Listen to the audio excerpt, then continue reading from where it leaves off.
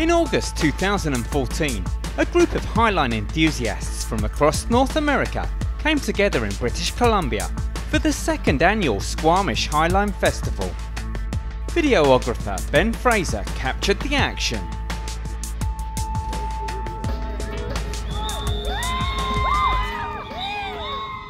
First off was the Chief, one of the largest granite monoliths in the world. The group set up highlines across a 100-foot chasm between two peaks with inch-wide webbing bolted to the rock at both sides.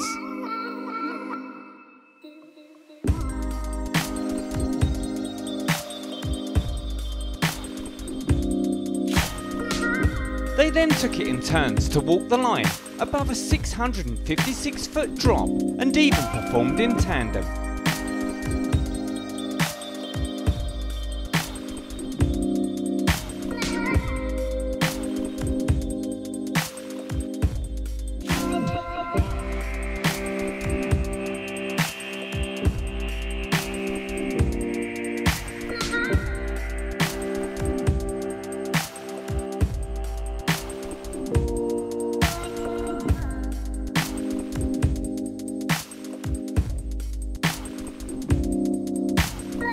Amongst the group was extreme sports enthusiast Spencer Seabrook.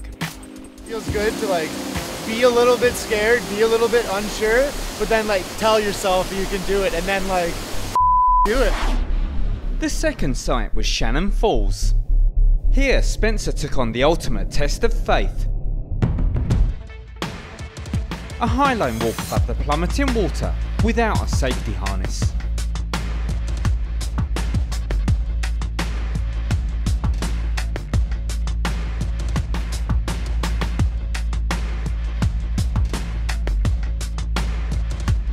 For this adventurer, there's no substitute to living the highline life.